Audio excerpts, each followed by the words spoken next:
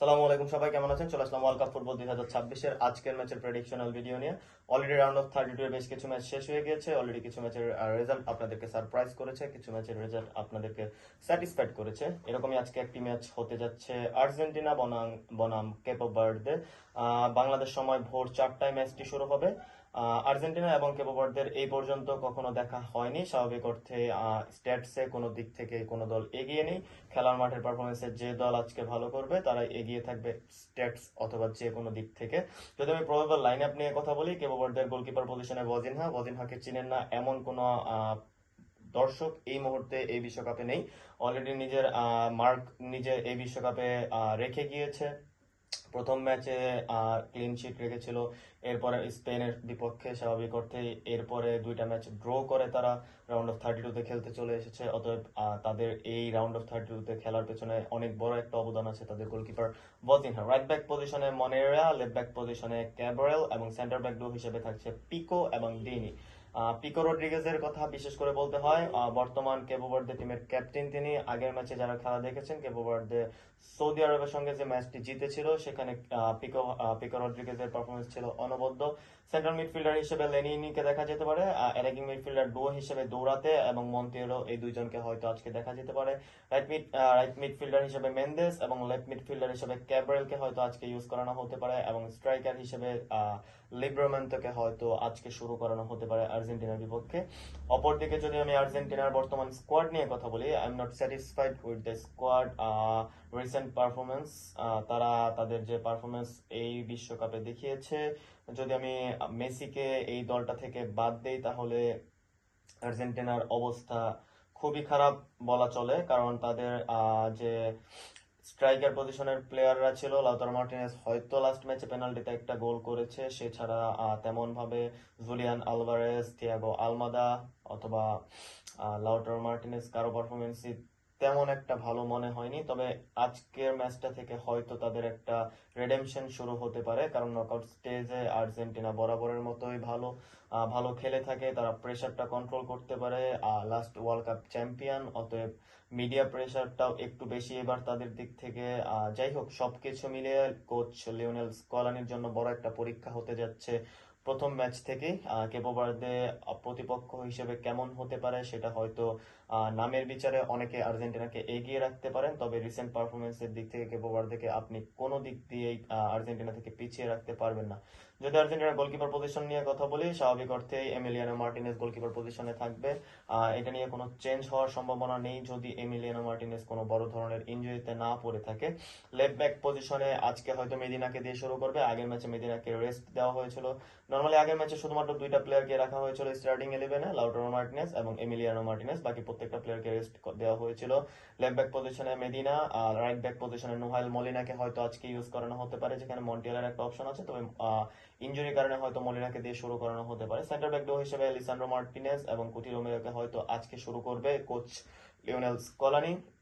যদিও আগের ম্যাচে যারা খেলা দেখেছেন, মার্কো সেনেসি এবং ওতামেন্ডির পারফরমেন্স ছিল টপ নচ। ইউরোপিয়ান ফুটবল খেলার অভিজ্ঞতা আছে দুইজন প্লেয়ারেরই। সেই হিসেবে আর্জেন্টিনার সেন্টার ব্যাক ডুওটা আপনি যেভাবে চেঞ্জ করে পরিবর্তন করে খেলাতে চান না কেন, খুবই ভালো একটা আউটকাম পেতে পারবেন এই বিশ্বকাপে। যদি আমি সেন্ট্রাল মিডফিল্ড নিয়ে কথা বলি, আর্জেন্টিনা হয়তো এই জায়গাটা একটু ধরা খেতে পারে। লাস্ট ওয়ার্ল্ড কাপে আর্জেন্টিনার ডিফেন্সিভ মিডের যে দায়িত্বটা পালন করেছিল এনজো ফার্নান্দেজ, সেখান থেকে এনজো ফার্নান্দেজের কোয়ালিটি, খেলার স্টাইল সবকিছু অনেকটা চেঞ্জ হয়েছে। এই বছর তিনি চেলসিতে অ্যাটাকিং মিডফিল্ডার পজিশনে খেলেছেন। স্বাভাবিক অর্থে আগের বছর যে তার ডার্টি ওয়ার্কটা ছিল ডিফেন্সিভ মিডে, সেটা আমরা দেখতে পাই না এই বিশ্বকাপে। পারাদেসকে আপনি ইউজ করতে পারবেন না, ইনজুরির একটা ব্যাপার আছে। তাছাড়া পারাদেসের বয়সটাও একটা সমস্যার কারণ হয়ে দাঁড়াতে পারে আর্জেন্টিনার ডিফেন্সিভ মিডের জন্য। যদি আপনি সাবস্টিটিউট হিসেবে খেলাতে চান তাহলে অবশ্যই খেলাতে পারবেন, তবে স্টার্টিং 11-এর জন্য পারাদেস এই বছর ফিট নয় বিশ্বকাপে। সেন্ট্রাল মিডফিল্ডার ডুও হিসেবে ম্যাক অ্যালিস্টার এবং ডিপোলকে হয়তো শুরু করাবে, কারণ এই দুইজনকে দিয়েই আগের ম্যাচটা বাদে বাকি ম্যাচগুলো শুরু করানো হয়েছিল। রাইট উইং ফরওয়ার্ড পজিশনে লিওনেল আন্দ্রেস মেসি, স্বাভাবিক অর্থে আর কোনো অপশন নেই এখানে। অপশন থাকলেও কোচ লিওনেল স্কলানি লিওনেল মেসিকে দিয়েই শুরু করবে, আর্জেন্টিনা বর্তমান টিমের ক্যাপ্টেন তিনি। লেফট উইং ফরওয়ার্ড পজিশনে থিয়াগো আলমাদাকে দিয়ে শুরু করাতে পারে, তবে পার্সোনালি আমার মনে হয় এইখানে নিকো গঞ্জালেসকে দিয়ে শুরু করলে হয়তো আর্জেন্টিনা একটা ভালো আউটকাম পেতে পারে, এবং স্ট্রাইকার পজিশনে লাউটারো মার্টিনেজকে দিয়ে স্বাভাবিক অর্থে শুরু করবে, যেখানে আমি বারবার চাচ্ছিলাম জুলিয়ান আলভারেজকে দিয়ে শুরু করানো হোক। আর্জেন্টিনা বেশ কিছু পসিবল ফরমেশন নিয়ে খেলতে পারে কেপো ভার্দের বিপক্ষে। পার্সোনালি আমি চাই আর্জেন্টিনা আজকে ফুল অ্যাটাকিং ফুটবলটাই খেলুক। হার জিত ফুটবলে থাকবে, বাট ওই ডিফেন্সিভ বাস পার্কিং এইসব খেলাধুলা ফুটবলের সৌন্দর্য নষ্ট করে। আর্জেন্টিনা হয়তো আজকে 3 ব্যাক সিস্টেমে খেলতে পারে, যেখানে আর্জেন্টিনা যদি 3 ব্যাক সিস্টেমে খেলে আর্জেন্টিনা 3টা সেন্টার ব্যাক ইউজ করতে পারবে। লিসান্ড্রো মার্টিনেজ, কুটি রোমেরো এবং ওজামেন্ডি, এই 3জনকে যদি শুরু করানো হয় তাহলে আপনি মিডফিল্ডে 4জন প্লেয়ার অপশন পেয়ে যাচ্ছেন, যেখানে আপনার জন্য ডিফেন্সিভ মিডের জায়গা কভার করাটা এনজো ফার্নান্দেজের একটু সহজ হবে। আপনি চাইলে ডিপলকে রাইট মিডফিল্ডার পজিশনে ইউজ করতে পারবেন, সেন্ট্রাল মিডফিল্ডার হিসেবে এনজো ফার্নান্দেজ এবং ম্যাক অ্যালিস্টার, এই দুজনকে ইউজ করতে পারবেন। এবং লেফট মিডফিল্ডার পজিশনে আপনার কাছে একটা বিশেষ অপশন আছে, আপনি নিকো গঞ্জালেস অথবা গুয়েলিনো সিমিওনে, এই দুজনের একজনকে ইউজ করতে পারবেন।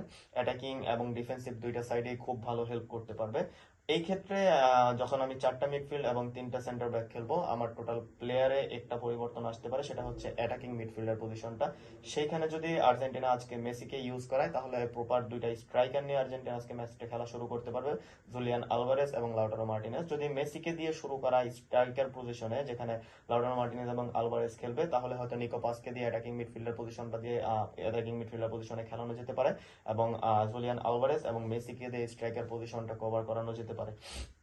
জানি না কোচ লিওনেল স্কলানি কোন ফরমেশনে আর্জেন্টিনাকে আজকে খেলাবে, তবে প্রত্যাশা থাকবে আর্জেন্টিনা যেন ম্যাচটা জিতে শেষ করতে পারে। আজকের ম্যাচটা অনেক বেশি ইম্পর্টেন্ট, কারণ নকআউট স্টেজে এটাই আর্জেন্টিনার প্রথম ম্যাচ এই বিশ্বকাপে। এক্সপিরিয়েন্সের একটা ব্যাপার আছে, কেপো ভার্দের জন্য একটা বড় এক্সপিরিয়েন্স হতে যাচ্ছে এই বিশ্বকাপের ম্যাচটা।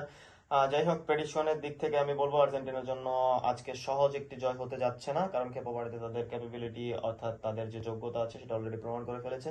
আর্জেন্টিনা হয়তো লেট উইনারের মাধ্যমে ম্যাচটি জিতে নিতে পারে, যদি তারা 2-1 ব্যবধানে ম্যাচটি জিতে যায়। I am not going to B surprised. যদি আর্জেন্টিনা ম্যাচটা ড্র করে এক্সট্রা টাইমে চলে যায় তাহলে আমাকে সারপ্রাইজ করবে না। যদি আর্জেন্টিনা আজকের ম্যাচটি হেরে যায় কোনো মতো তাহলেও আমাকে একটু সারপ্রাইজ করবে না, কারণ অলরেডি এই আর্জেন্টিনার টিমটাকে নিয়ে আমি বেশি দূর স্বপ্ন দেখতে পারছি না। আপনারা আপনাদের মতামত জানাতে পারেন আমাদের ইউটিউব চ্যানেল স্পোর্টস জোন লাইব্রেরিতে, অথবা ফেসবুকের মাধ্যমে যে কোনো ধরনের মতামত জানাতে পারেন। Thank you very much.